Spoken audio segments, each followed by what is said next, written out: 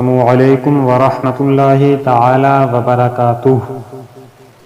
ناظرین، قرآن سے قصہ سیریز میں ایک اور قصہ لے کر اصحاب کہف کا آپ کی بارگاہ میں حاضر ہوں۔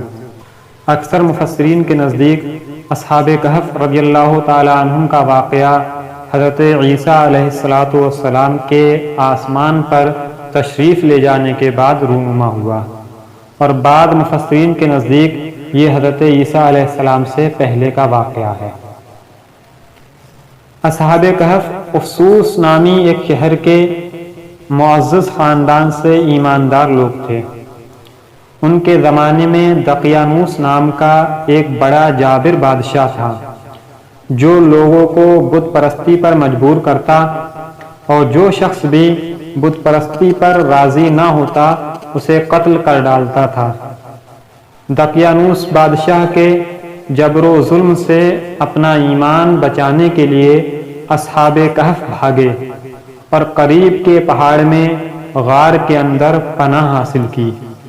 وہاں سو گئے اور 300 برس سے زیادہ عرصے تک اسی حال میں رہے، یعنی 300 برس سے زیادہ تک سوتے رہے۔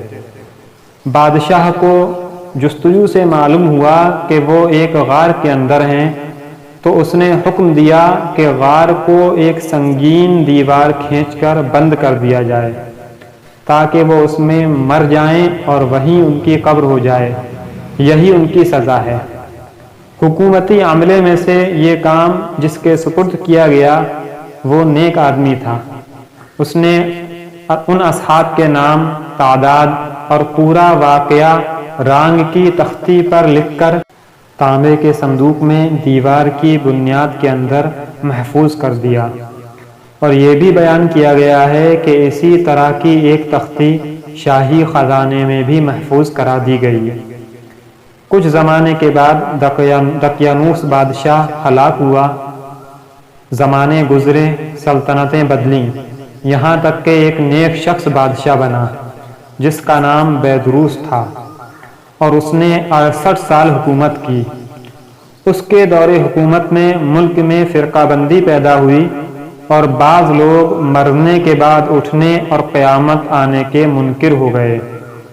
بادشاہ ایک تنہا مکان میں بند ہوا، اور اس نے گریہ و زاری سے اللہ رب العزت کی بارگاہ میں دعا کی کہ یا رب، کوئی ایسی نشانی ظاہر فرما جس سے مخلوق کو مردوں کے اٹھنے اور قیامت آنے کا یقین حاصل ہو جائے۔ اسی زمانے میں ایک شخص نے اپنی بکریوں کے لیے آرام کی جگہ حاصل کرنے کے لیے اسی غار کو چنا، اور کچھ لوگوں کے ساتھ مل کر دیوار کو گرا دیا۔ دیوار گرنے کے بعد کچھ ایسی ہیبت طاری ہوئی کہ گرانے والے بھاگ گئے۔ اصحاب کہف اللہ تعالی کے حکم سے اٹھے۔ آپ لوگوں کے چہرے کھلے ہوئے، طبیعتیں خوش اور زندگی کی تر و تازگی موجود تھی۔ ایک نے دوسرے کو سلام کیا اور نماز کے لیے کھڑے ہو گئے۔ نماز سے فارغ ہو کر یملیخہ سے کہا کہ آپ جائیے اور بازار سے کچھ کھانے کو بھی لائیے، اور یہ بھی خبر لائیے کہ دقیانوس بادشاہ کا ہم لوگوں کے بارے میں کیا ارادہ ہے۔ وہ بازار گئے تو انہوں نے شہر پناہ کے دروازے پر اسلامی علامت دیکھی، اور وہاں نئے نئے لوگ پائے۔ یہ دیکھ کر انہیں تعجب ہوا کہ یہ کیا معاملہ ہے۔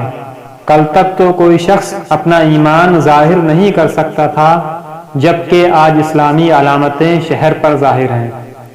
پھر کچھ دیر بعد آپ تندور والے کی دکان پر گئے اور کھانا خریدنے کے لیے اسے دقیانوسی سکے کا روپیہ دیا، جس کا رواج صدیوں سے ختم ہو گیا تھا، اور اسے دیکھنے والا بھی کوئی باقی نہ رہا تھا۔ بازار والوں نے خیال کیا کہ کوئی پرانا خزانہ ان کے ہاتھ آ گیا ہے، چنانچہ وہ انہیں پکڑ کر حاکم کے پاس لے گئے۔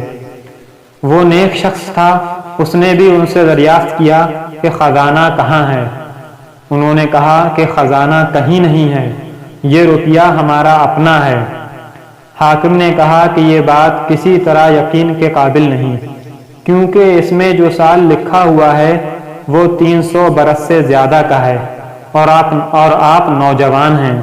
ہم لوگ بوڑھے ہیں، ہم نے تو کبھی یہ سکہ دیکھا ہی نہیں۔ آپ نے فرمایا میں جو پوچھوں وہ ٹھیک ٹھیک بتاؤ تو معاملہ حل ہو جائے گا۔ یہ بتاؤ کہ دقیانوس بادشاہ کس حال میں ہے؟ حاکم نے کہا آج روئے زمین پر اس نام کا کوئی بادشاہ نہیں، سینکڑوں برس پہلے ایک بے ایمان بادشاہ اس نام کا گزرا ہے۔ آپ نے فرمایا کل ہی تو ہم اس کے خوف سے جان بچا کر بھاگے ہیں اور میرے ساتھی قریب کے پہاڑ میں ایک غار کے اندر پناہ لیے ہوئے ہیں، چلو میں تمہیں ان سے ملا دوں۔ حاکم اور شہر کے سردار اور بہت سارے لوگ ان کے ہمراہ غار کے کنارے پہنچ گئے۔ اصحاب کہف اپنے ساتھی یملیخا کے انتظار میں تھے۔ جب انہوں نے بہت سارے لوگوں کے آنے کی آواز سنی تو سمجھے کہ یملیخا پکڑے گئے اور دقیانوس کی فوج ہماری تلاش میں آ رہی ہے، چنانچہ وہ اللہ تبارک و تعالی کی حمد میں مشغول ہو گئے۔ اتنے میں شہر کے لوگ پہنچ گئے اور یملیخا نے باقی حضرات کو تمام قصہ سنایا۔ ان حضرات نے سمجھ لیا کہ ہم اللہ تبارک و تعالی کے حکم سے اتنے لمبے زمانے تک سوتے رہے اور اب اس لیے اٹھائے گئے ہیں کہ لوگوں کے لیے موت کے بعد زندہ کیے جانے کی دلیل اور نشانی بنے۔ جب حاکم شہر غار کے کنارے پہنچا تو اس نے تانبے کا صندوق دیکھا، اس کو کھلوایا تو تختی برآمد ہوئی۔ اس تختی میں ان اصحاب کہف کے نام اور ان کے کتے کا نام لکھا تھا۔ یہ بھی لکھا تھا کہ یہ جماعت اپنے دین کی حفاظت کے لیے دقیانوس کے ڈر سے اس غار میں پناہ گزین ہوئی۔ دقیانوس نے خبر پا کر ایک دیوار سے انہیں غار میں بند کرنے کا حکم دیا۔ ہم یہ حال اس لیے لکھتے ہیں تاکہ جب کبھی یہ غار کھلے تو لوگ ان کے حال پر مطلع ہو جائیں۔ یہ تختی پڑھ کر سب کو تعجب ہوا اور لوگ اللہ تبارک و تعالی کی حمد و ثنا بجا لائے کہ اس نے ایسی نشانی ظاہر فرما دی جس سے موت کے بعد اٹھنے کا یقین حاصل ہوتا ہے۔ شہر کے حاکم نے اپنے بادشاہ بیدروس کو واقعہ کی اطلاع دی، چنانچہ بادشاہ بھی بقیہ معززین اور سرداروں کو لے کر حاضر ہوا اور شکر الہی کا سجدہ بجا لایا کہ اللہ تبارک و تعالی نے اس کی دعا قبول کی۔ اصحاب کہف نے بادشاہ سے معانقہ کیا اور فرمایا کہ ہم تمہیں اللہ تبارک و تعالی کے سپرد کرتے ہیں، والسلام علیکہ ورحمۃ اللہ وبرکاتہ۔ اللہ تعالیٰ تمہاری اور تمہارے ملک کی حفاظت فرمائے اور جن و انس کے شر سے بچائے۔ بادشاہ کھڑا ہی تھا کہ وہ حضرات اپنے خواب گاہوں کی طرف واپس ہو کر مصروف خواب ہوئے اور اللہ تبارک و تعالیٰ نے انہیں وفات دے دی۔ بادشاہ نے سال کے صندوق میں ان کے اجساد کو محفوظ کیا اور اللہ تعالیٰ نے روب سے ان کی حفاظت فرمائی کہ کسی کی مجال نہیں کہ وہاں پہنچ سکے۔ بادشاہ نے غار کے کنارے پر مسجد بنانے کا حکم دیا اور ایک خوشی کا دن معین کر دیا کہ ہر سال لوگ عید کی طرح میا کریں۔